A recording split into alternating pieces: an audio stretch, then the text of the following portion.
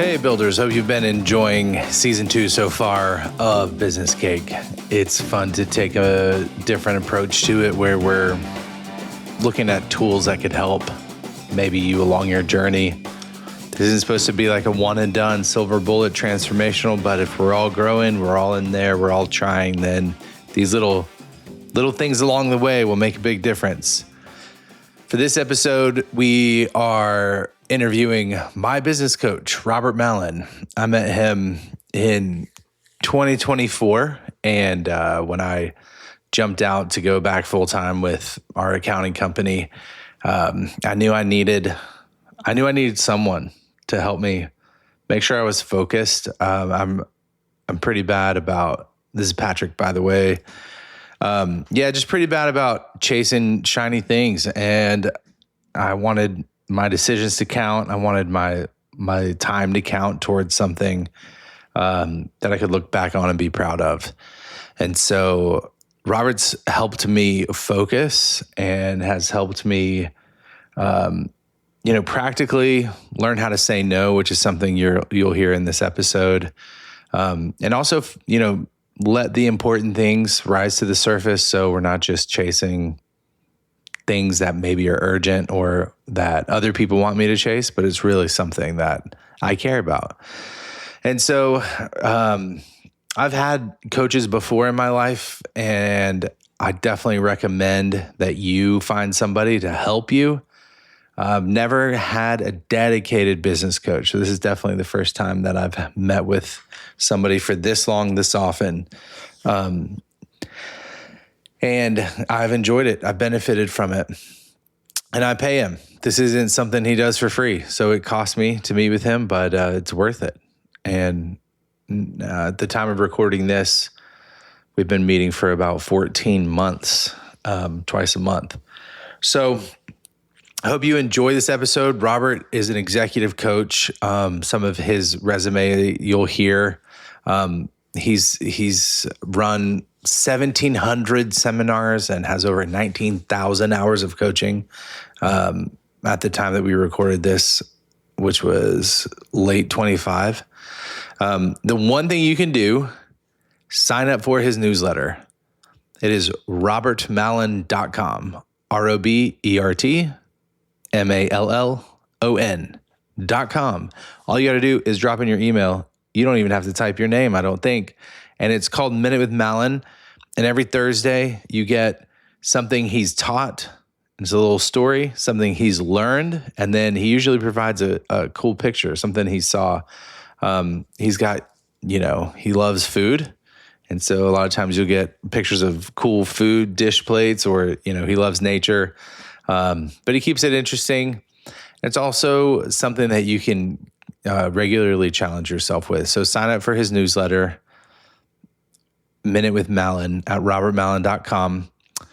So what you're going to hear today is Robert kind of sharing some of his story, sharing what he does. And one of the things I appreciated that came out of this episode is where he said most people are wondering generalities, and he helps them focus. And I definitely feel in life, most people have a sense of what they want, but they're not laser-like focused on it. And that's what Robert helps people do, is what is that thing that you really want to do? And then commit to it. And then take the next steps and do that again and again and again. And you know what? You'll get there. And that's true. So we're going to talk about that. He's got some homework for you and an encouragement towards the end. Stick around. And Will makes actually a pretty big commitment. It's live. It was unplanned. And he actually put $1,000 on this commitment. So make sure you stick around and check that out. Please visit us at Reddit. Our subreddit is Business Cake. All the episodes are listed there. Drop in what meant something to you. You could also email us at businesscakepod@gmail.com. Give us some feedback. We'd love to hear what you're doing. Thanks for being a listener and a follower and a builder. Keep it up and enjoy the show.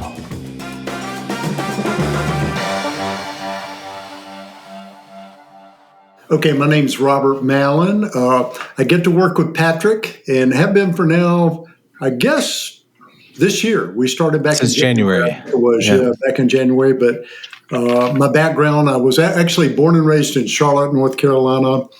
I worked in the restaurant industry for 25 years, actually probably longer than that. I started when I was 14 years old, but I worked with two major companies. One used to be Steak and Ale, which, by the way, Will, they were all over Texas and all over the United States, but it was a large company. They went out of business back in the early 90s, I think it was, but it was almost everybody that's anybody in restaurants worked with them back in the day. And then another Brinker International, which was Chili's and Macaroni Grill and On the Border, did that. I was married 26 years to my third grade sweetheart. You didn't know that, Patrick, but we fell in love in Mrs. Leopold's class. And she got cancer in 2002, and we lost her in 2005. But I have three sons from her. And I'll put it to you this way. I got very specific about exactly after she passed away, I was going, will I ever find love again?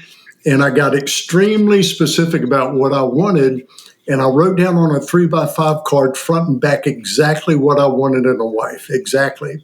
And I hope it's okay to say this on the podcast. I prayed over it every day for like a year. And I'm married to her right now. We've been married. It'll be 18 years next month. Yeah. Her name is Sandy, but we have 5 kids between us. Back in 2002, I was, I had restaurants all over the Southeast and was traveling a lot. And it was just, I've been doing it several decades. And I knew I needed to do something different in my life, but I had no idea what. And so I found an executive coach, which back then I didn't even know what an executive coach was. And I said, what do I do? And he started asking me. We worked together a few times, and he said, Robert, you love growing people, and you've done it, your whole career, and you love business. He said, you need to do what I'm doing. You need to be an executive coach. I'm like, I have no idea what you're talking about, And so over the course of several months, actually it's been 23 years now as of last January. I've been an executive coach and used to a lot of speaking, but that even got old. So now I work out of my home and I'm on Zoom calls all day long, 4 days a week, just with people all over the country, and love what I get to do for a living. And that's how you and I met, basically. Yeah, so I met you through Zach Ryzik. That's right. Yeah, and I guess how did you know Zach?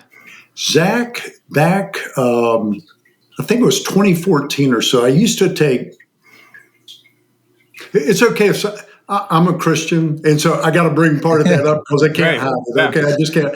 But anyway, I used to take 3 men a year. And I had a thing called the 3, and we would get together 2 times per year, and it was free. I mean, it was just something I did because I love doing this kind of stuff. And the pastor at our church recommended Zach, and he was one of the 3 in 2014 with 2 other really, really sharp guys. And we went super deep over the course of that year. Obviously, I'm older, than you and Zach and all that. And there were men in my life who poured into me when I was younger. And I would not be on this podcast with you today. I promise you that, without these guys that poured in. And so I just feel this total desire, and I'm not even sure how to, but that's what I do. I love to pour into men and just help them be, better business guys, better fathers, better people, and just get on the right track. And I think every man needs that kind of stuff in a big sort of way. Yeah. Well, I know it's been helpful to me, Robert, and I've even talked about you on this podcast a lot about the different tools, the meetings we've had, and, from the routine to the, being specific about where it is you're going. There's all kinds of stuff that helped me. And I needed a coach at the beginning because I was leaving a full-time employment, launching out into, managing my own company and time full-time again, which I already did previously. And previously, I did not do a great job managing myself or my time. And so I needed help, and I needed accountability, and I needed to figure out, how do I get to where I want to go? And I feel like I'm on that path so much more. I didn't even know where the path was, I think, back in January. And, I still have 6 months in where you are now compared to where you were in January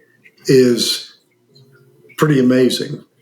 And if you should tell them some of the things that it's like you're on a different level now than you were. Yeah. I think so. And I think, getting focused, and then, disciplining my schedule, my time, and has been really, really helpful. And, as part of this toolbox series that we're doing, I was hopeful that some of the stuff that you can share, Robert, even if it's visual, maybe we can jump into a couple tools.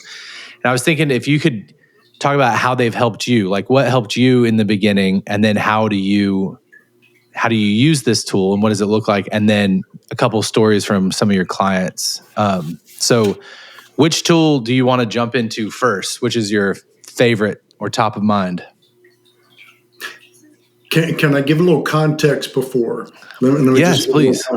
So over the year, it didn't take long to figure this out, but almost everybody is not good at time management and organizational skills. They're just not. And you may see somebody who's very, very successful, but it's almost like the duck on the pond, like they're just floating along, but you don't know how their little feet are like running in there. And so bar none, I'd say for the last 15 years, the first several months when I work with any client whatsoever, we give them a great system of time management and organizational skills. Because if they don't have that, they can't do anything else because they're just not organized enough to be able to do it. So I think what you've experienced, Patrick, is you have that system under your belt. You did the work to make that system work for you. Like I taught you what it was and how to do it. And then in between each one of our sessions, you just added another step to it to where now you probably, I would even say honestly right now, you're probably in the top 10% of people on the planet when it comes to time management and organizational skills. Seriously, you have the right systems in place that you're actually going after. And so maybe the first tool that I would talk about would be, when you said visual, does that mean like put it on the screen possibly, or does we could have it so people can click it and download it, or like a visual? I mean, yeah, which one do you want to talk about first? Let's just start with the first time that you and I got together. And I don't know if you remember this or not, but anytime somebody is interested in coaching, I never say yes because there has to be we need to click. You know what I mean? Like if there's not that thing to where they feel good about me or I feel good about them, then I really don't want to do it. And it probably wouldn't work out very well. And so what you and I did was an hour and a half call the very first time. And you might remember this, Patrick, but Rebecca, my assistant, sent you a video that you watched on goal setting. Yes. And then you filled out what was called a pre-coaching sync form. There you go. Exactly. Okay. Exactly right there. Yep. Yeah. But the pre-coaching sync form, you filled out and you sent it to me before our call. And what that did was that really shortened the time because there's a lot of questions. Probably took you 30 minutes to fill it out. But I was able to read over those and understand you a lot better before we ever even really started talking. And then you and I went through a process that you just showed on the screen there. We looked at 10 different areas of your life. And let me back up on this. People are wandering generalities. People are hoping that they're moving in the right direction, and they don't have somebody to talk to figure out where specifically they need to go. And I work in what's called a 90-day growth cycle. So you and I have gone through about 2 of those so far. But the reason I do 90 days, let's say, for example, Will, if you and I, it was a beginning of, let's say, January, and we set a goal, and let's pretend that you're overweight, and I can tell you're in real good shape and all, but let's say that you're like 50 pounds overweight. And I say to you, or you say to me, Robert, I want to lose 50 pounds by December 31st, 2025, right? Okay.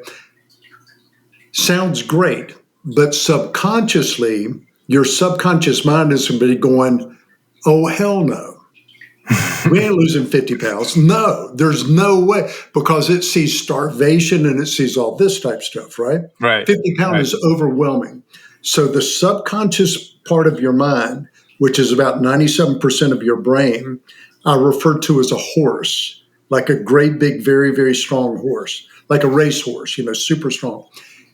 3% of your brain is your conscious mind, which I call the rider. Okay. So the rider's up on top of the horse. Which one is stronger, the horse or the rider? The horse. The horse, big time. Okay. Now let's change it. Let's say it's January 1st. You and I are setting a goal together, and we come up with the goal that by March 31st, you're going to lose 12 pounds. Okay. Do you think your subconscious mind would go, okay, that's a little bit less than a pound a week. I can do that.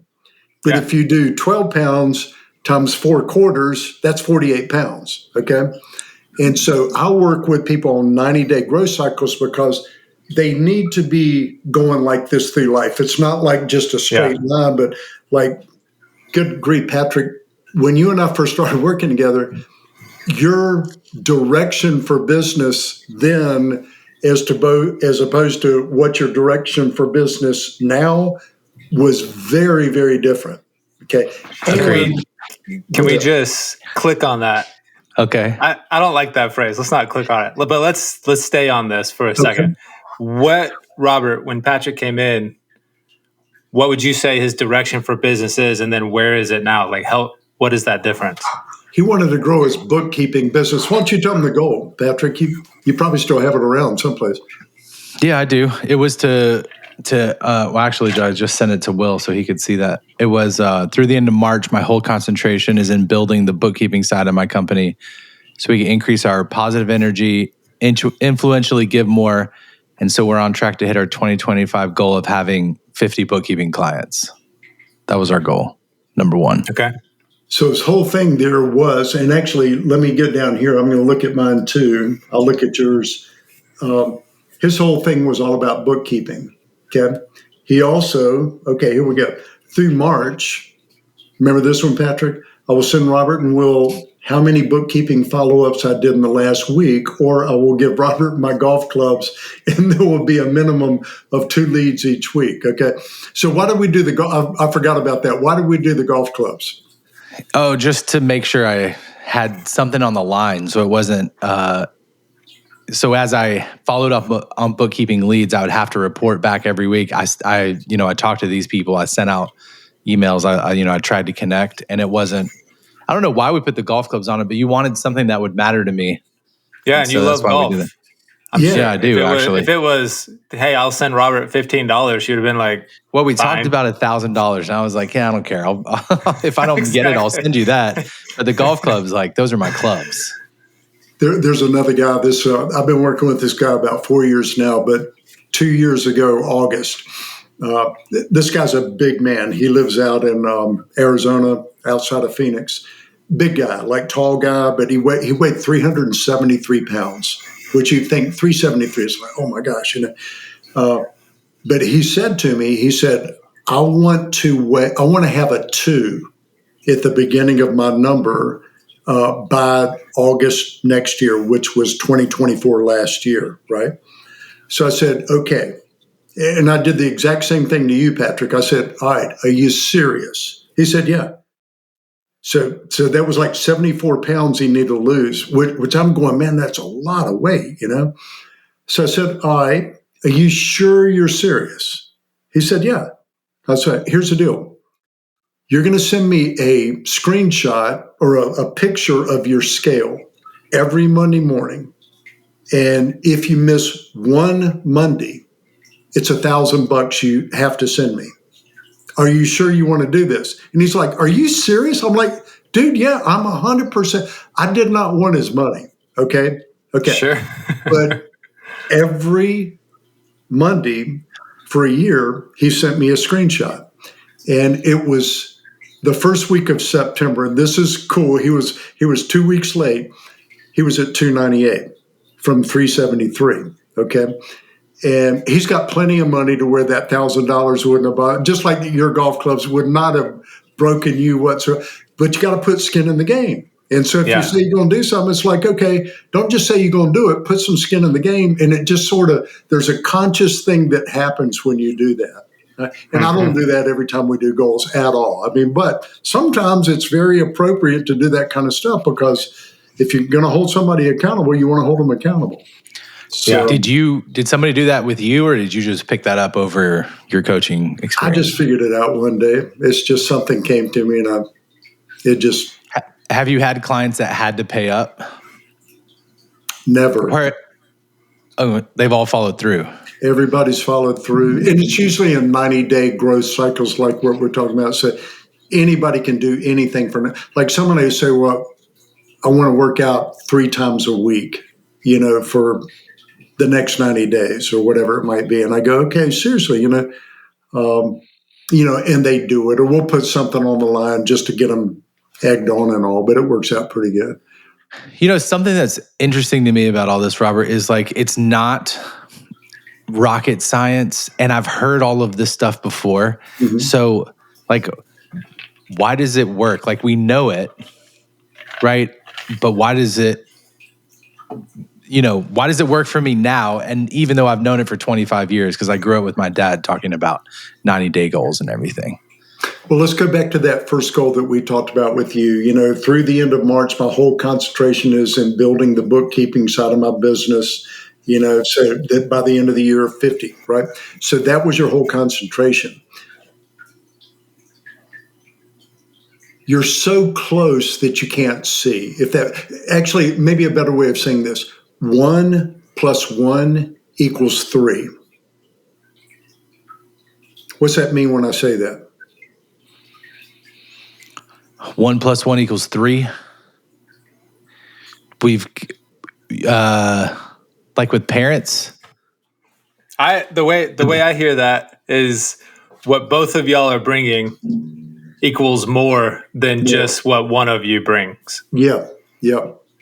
It's kind of like together we're a whole lot stronger than one. And again, I'm going to do this by memory because I don't have it up here, but what you and I did at the beginning, we have professional life, so your career. Then we have the financial part of your life.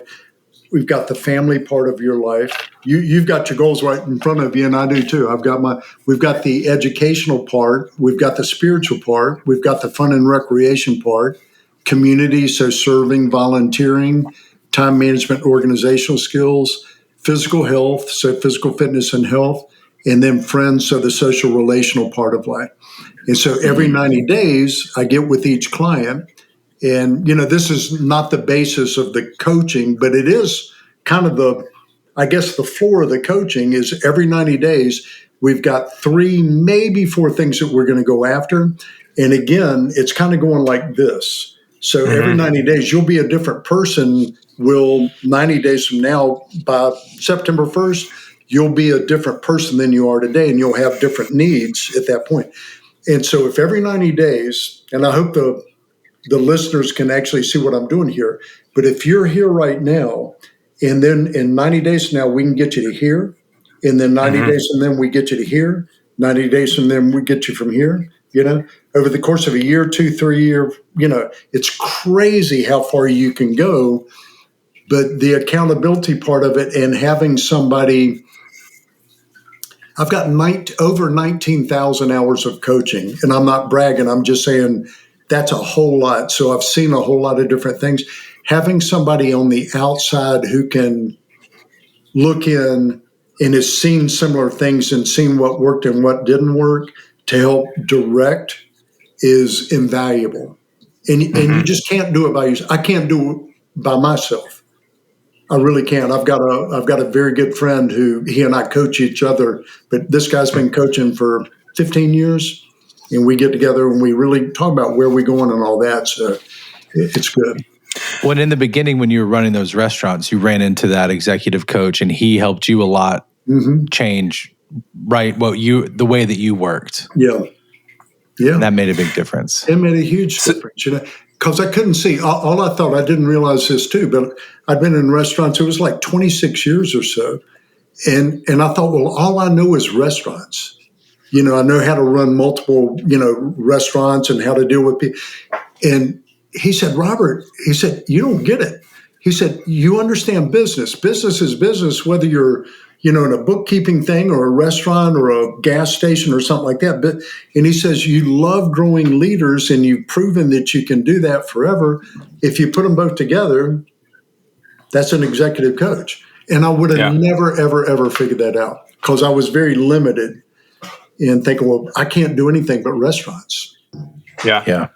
So if we look at that 90 days, so you and Patrick have 2 90-day cycles essentially. Yeah. What is the difference then? I would say too, you are almost going back into the coffee shop thing, and we stopped that. I mean, that was within the first 2 sessions. I said, let's get committed here. I would say you're spending a lot more time with your family now than you did before. I mean, that's lot true. More time with your family. Like, your personal life is better. And I would also say you're probably making more money now than you ever have in your life. Is that true? Yes. Yeah. Yes, I am. And that's grown by multiples that, the amount of money that you're making. But we got you on the right track. Here's a good story about Patrick that just happened about a month or 6 weeks ago. He was, maybe some of these people are going to be listening to the podcast, so I got to be very careful on this one. But you're fine. You can share. He does. He's been doing returns for family and friends and stuff like that. And I'm like, why? And he goes, I don't know. These are people I've known for a long time and all that. He said, I should be charging like $1,000, and I charge like $200 or something like that. And so I grabbed, Patrick knows where I'm going with this. I grabbed a sword like this. I think it was a sword. Oh, wow. Right?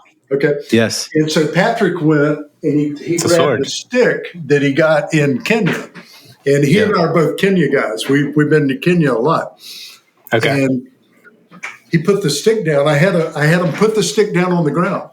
I said, okay, are you going to stop doing these or not? And he's kind of vacillating and all. I said, if you're going to stop, you got to step over the line right now. And he's got the stick right there. So he's literally got to step over the line.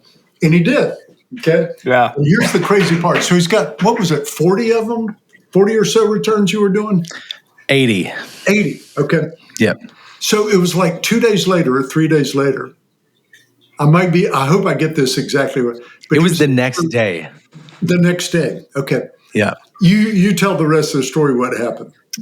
Yeah. Well, I was talking to this CPA that I'd known for a year, and he's from my church, and I was telling him that I had committed to changing my tax business as a result of the conversation with my business coach. And he was really excited because he said, I've been looking for a partner, and I want to stop talking to people, and I just want to do returns. And I said, well, that's great, because I have to get out of doing returns. But, my team is really great at managing all of that. And so he actually already has completed 2 returns for me. And, I'm starting to outsource some of those things. And I have another tax partner that I work with, but he is more particular about what he wants to take on. And so me and the CPA are going to start a new company that are going to handle all of our tax returns together. And so it's a full solution. It's not just a partial. It doesn't just make it slightly better. And this guy is actually talking about acquiring more CPA firms, because he's like, look, let's build this and let's go. I was like, dude, we haven't even organized the LLC yet. We need to start somewhere, but he's excited. So here's the crazy part of that. You made a decision that you'd been putting off for years. The next day, the solution was found. But you had to step over the stick first to get there. Right. Okay. And I made you step over that stick. And you know what I'm going to read, because you and I know this word, until one is let me go ahead and read it real quick, because You got it. this is so important for you listeners to get. Okay. Until one is committed, there is hesitancy, the chance to draw back, always ineffectiveness. Concerning all acts of initiative, there's one elemental truth, the ignorance of which kills countless ideas and splendid plans, that the moment one definitely commits oneself, then providence moves too. A whole stream of events issues from the decision, raising in one's manner all manner of unforeseen incidents, meetings, and material assistance, which no man could have dreamt would have come his way. Whatever you can do or dream you can, begin it. Boldness has genius, power, and magic. Begin it. There's so much truth in that thing. But until one is committed, okay?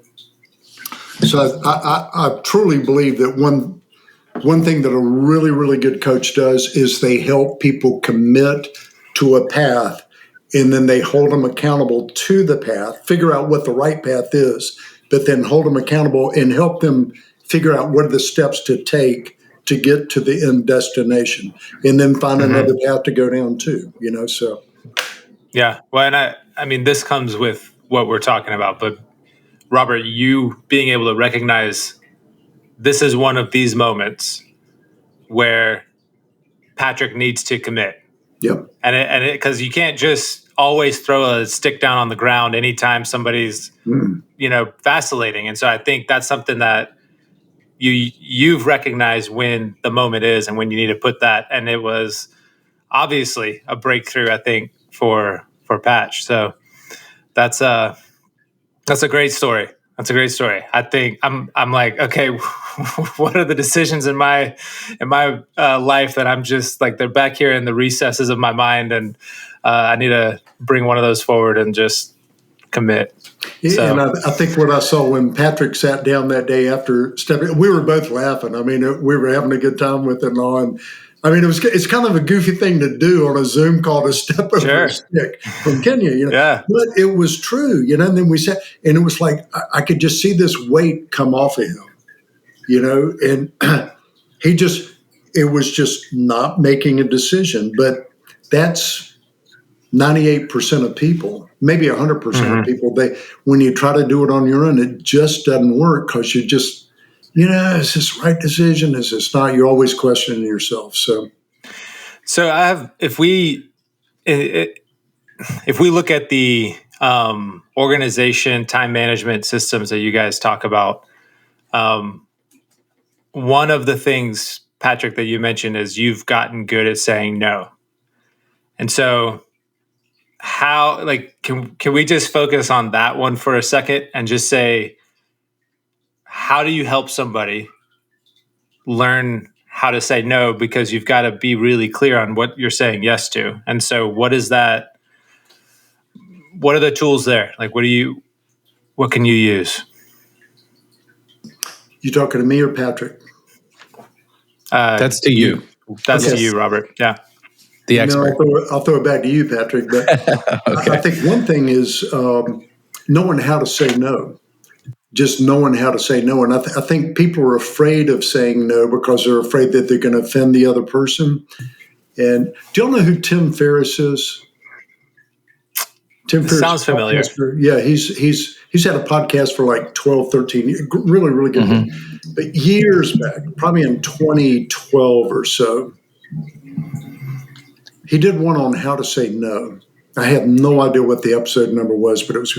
But one thing I remember was a good way to say it. Hey, Will, thank you for asking me, and that's awesome. I mean, I'm honored that you even asked me to do that. But look, I'm not saying no to you. I'm saying yes to me. I've got so many commitments that I've come up with right now. And if I say yes to you, I'm going to have to break those commitments that I've already made to other people and myself. And so, man, I'm not saying no to you. I'm saying yes to me. And every single time they go, dude, that makes total sense because they feel that too. Right. They feel it. They know they have but they keep saying yes, So I think just being able to say it the right way and have the right verbiage is a good thing.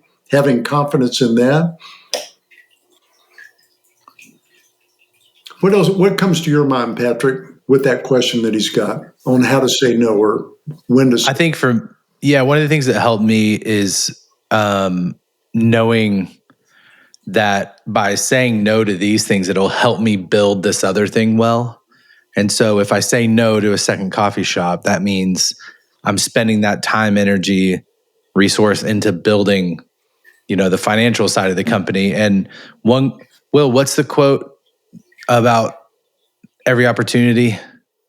Yeah, Walter Percy. Blessed is the man who does not think that every opportunity is open to him. And I feel like my natural default is every opportunity is available to me and I don't want to miss out. So there's this FOMO of like, well, that might be great and I'd love to be a part of it.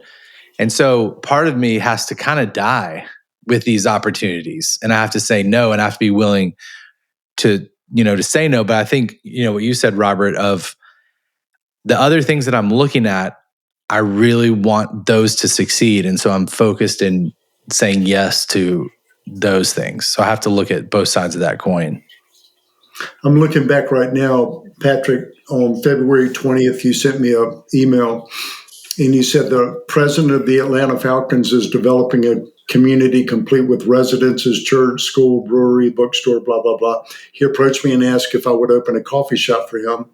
It would launch sometime in the coming December, January timeframe. I'll meet with him next week. I'm considering a fee of $100,000 between now and December 26th. Okay. And I responded to you in person. I was trying to see what my response was on here, but you and I. You called me. Yeah, we called on the phone and talked. Yeah. Do you remember the question I asked you? No. It was $100,000. And I said, if we really go after what we're going after currently, don't you think you can make $500,000 in that time as opposed to $100,000? And you went, God, I didn't even think about that. I said, yeah, if you put all of your effort into one thing as opposed to this was just another distraction that looked good. And by the way, I read that on purpose. The president of the Atlanta Falcons is okay. I mean, if that person calls you, you say yeah, but you said no. Right. Based on our conversation, and you're making more money now than you would have ever made doing that kind of stuff. But you needed somebody on the outside looking in going, thinking rationally as opposed to thinking emotionally, because that was an emotional decision for you, which would be for anybody. That would be an emotional decision for me. I mean, so I think somebody on the outside is a good help with that. Does that answer your question on the no? It does, because I think how I'm hearing some of that is you first have to do the work of saying, what am I going to say yes to? And that work means that you're going to be cutting out some large percentage of things that you're doing, and you've got to find a way to not do those things. And so the work of saying, what am I going to say yes to so that when the president of the Atlanta Falcons or whomever comes up to you and says, hey, I would like for you to do this, you can say, I've said yes to these. And so that allows me to say no graciously to this. You helped me think of something just now. Patrick, you and I have never done this. We'll do this someday. We'll take a whole session and go through this. I'm looking at a sheet right now called My Stop Doing List worksheet. My Stop Doing List worksheet. On the left is what I'm best at. Okay, so there's actually 3 columns, but just pretend there's 2 columns, right? On the right, it says what I should never do. Let me see if I can pull this up. Hold on 2 seconds. I know it's frustrating. You can't share your screen on Zencaster. So just as an example here, this is so funny. I hadn't thought I did this in 2017, 8 years ago. Okay. And I'm looking at my answers right now. So what I'm best at. Okay. By the way, when I say what I'm best at, it sounds like I'm bragging. I swear I'm not bragging, guys. I'm just reading what I wrote down. And it was for me. I'm a really good speaker. Like I can get in front of a group and I get telling stories with life lessons, content creation for clients. Like I can read something and come up with content and it just works. Hiring A players. I'm super good. I've got a system to help companies hire top 10% people. I call them A players. Okay. Then there's B players and C players, but I can walk them through this system for almost any type of position so that they're getting the best of the best. I'm really good at coaching, finding breakthroughs for people, understanding my clients, strategizing the future. I put front of stage, like I'm not behind the scenes, I'm front of, and then travel. I'm really good at travel. Okay. What I should never do. Email. I suck at email. I'm just not good. Administrative duties, scheduling, details. I'm a 35,000 foot guy. Like details, I hate. Like what you guys do for bookkeeping, like I'd hate that. It's just not me. Not that it's bad. Okay, anything IT at all. I'm like bottom 1% IT. Understand? Yard work and housework. Setting up weekly payment. So what I did, and this is what I do with my clients, I picked three things on the right, which is what I should never do. I picked email, yard work / housework, and setting up weekly planning, which you know what weekly planning is, right?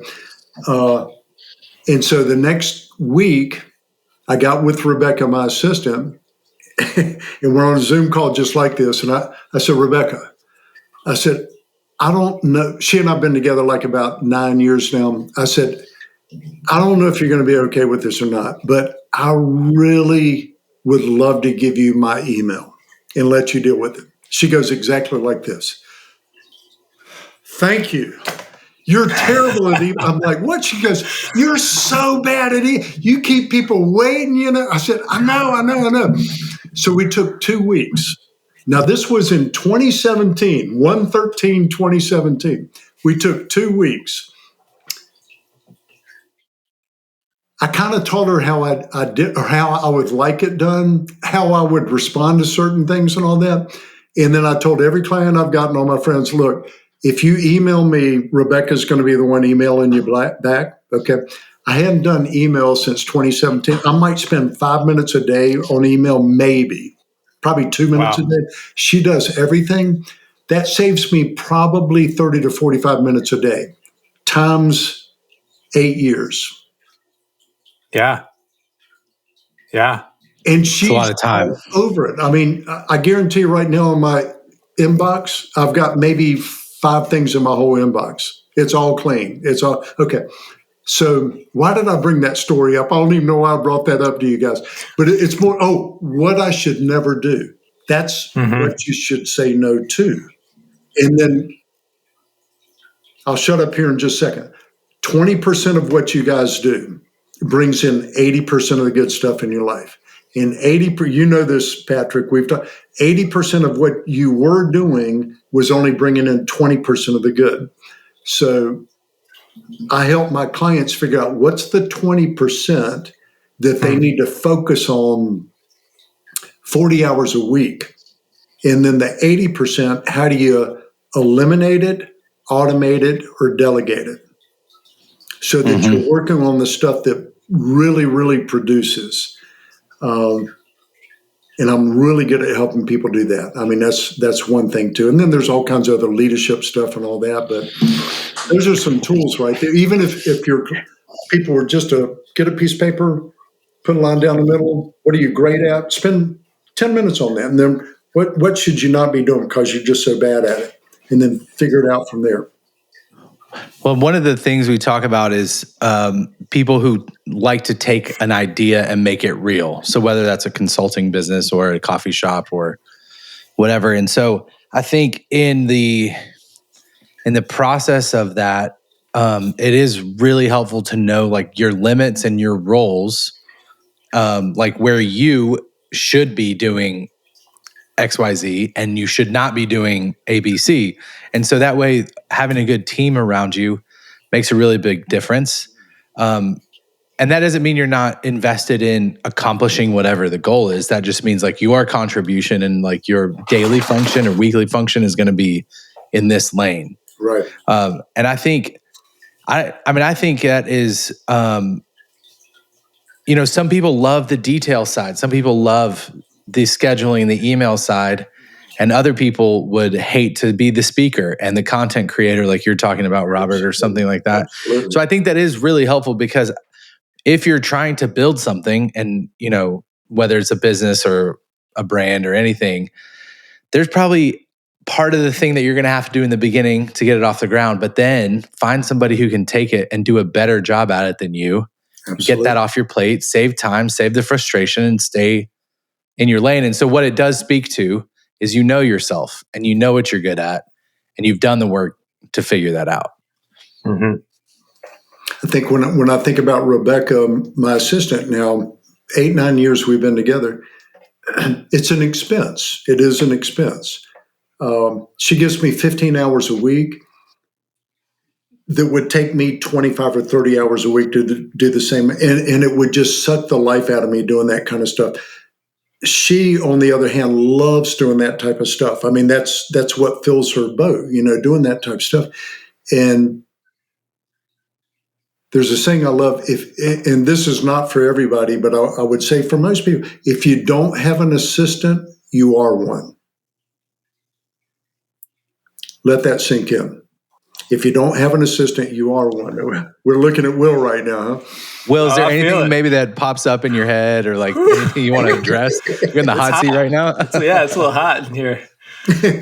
So you can, I mean, there's plenty of people out there that you could pay $20 an hour, get 5 hours worth of, who are really good at that. Get 5 hours worth of work from them per week. It's probably 15 hours of your time. They'll do it better than you, and that helps you to concentrate on the things that you should do. And you're helping someone. Like Rebecca's got 2 little boys. She's married. She's got a lot of outside. She's still going to school to get her master's right now. She's like 40 years old or something like that. But this allows her to do a whole lot of things. And it allows me, I mean, I know it brings in a ton of money every year. Because if I was doing that kind of stuff, I wouldn't be able to do the stuff that I love to do. Yeah. Yeah. But don't let your listeners think that they can't do that because they're going, well, that's them. That's not me. No. You start small and you build it up.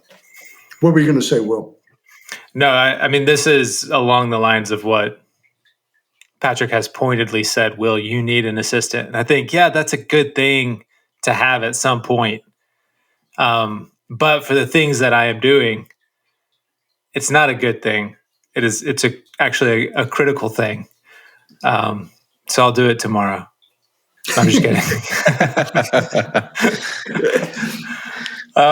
So I've got to.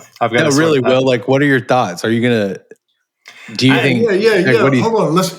Do you have a stick or a broom in your? I do. I see that tree limb right outside your door. Let's see if we can break that. Hop over it. Jump over that. Yeah. Draw a line in the sand. Yeah. No, I'll do that. Where's the? I'll set it on here. I've got this right here. You gonna step over it right now? Live. Yeah. Do it. All right. This is happening. You have to say it as you step over it, what you're doing. What? Okay. I don't know if y'all can hear this, but I'm going to hire an assistant. Did you step over it? Good job. He did. Yeah, absolutely. So how do you feel? Why don't we say by, what day is today? The 10th. Okay. How about by July 1st?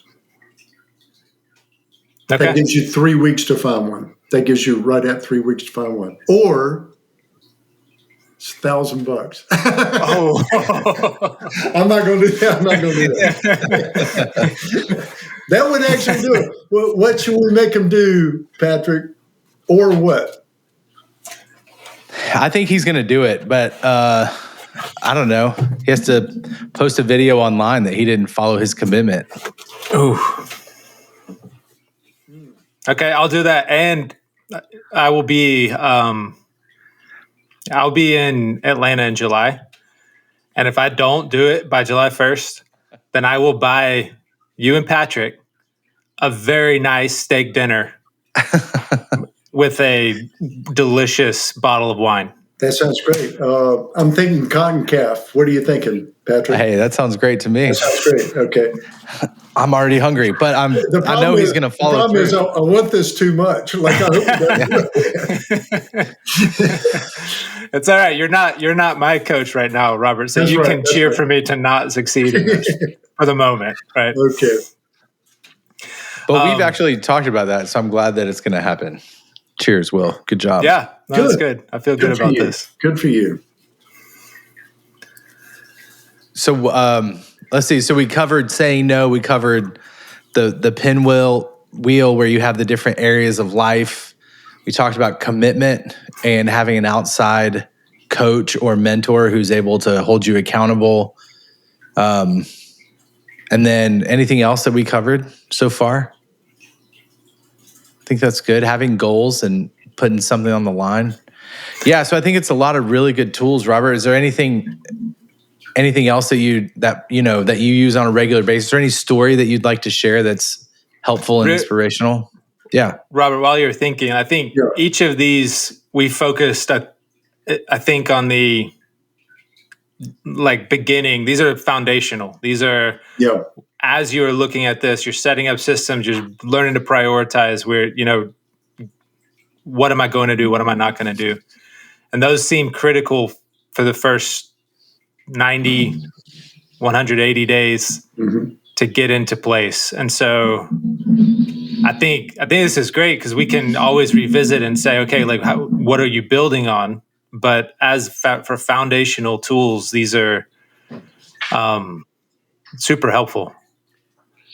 And I think maybe we've done enough to give a good base anyway. But then after that, the initial, like I said, with everybody, the first several months is all about time management, organization, setting the goals correctly, figuring out where you are, getting to know each other, doing all that type of stuff. And then actually, Patrick, you might know where this is. There's a company down in Oakwood called ABB. It's right at exit 14, but they make nuclear motors. Okay. I've been working with those guys 13 years now. I would not know a nuclear motor if one fell on my head. Seriously, I don't even know what they look like, right? But they've got about 400 some odd employees here. But it's for 13 years we've done this. I mean, it's just like they have all these new initiatives. It's a worldwide company. They're just part of it, but they're always given things to do. So they've always got initiatives, and but I do a lot of leadership development with the leaders. And it's an hour and a half a month of my time. And I love working with these people. I mean, it's just, we've gone so deep together over that 13 years. But all that comes with everybody, it's completely different after the initial, but you've got to get the base right. Then you can build it. It's the foundation of a house. You've got to get that right. And Patrick, you've done a really, really good job of that because you're the one that's done the work. Well, right? Thank you. I mean, it's helped to have the accountability where I have to show up and you're going to ask me, how'd you do on this thing that you said you would do? And you agreed to do this. And I'm motivated. I want the end goal. And so I want to get it done. I've always got a plan getting on a call. But then depending on what the client wants to do, we can stay on the plan I've got, or we can, and I'd say at least 50% of the time we've gone down the path that you need to go that day. So you're zigging and zagging through life. Yeah. Okay. That's good. That is good. Thank you, Robert, for joining us today. Man. Thoroughly enjoyed it. Business Cake is produced by Sound Ops. The music is written by Philip Cusius, and this is hosted by Will and Patrick. If you enjoyed it, please rate us 5 stars wherever you find your podcasts.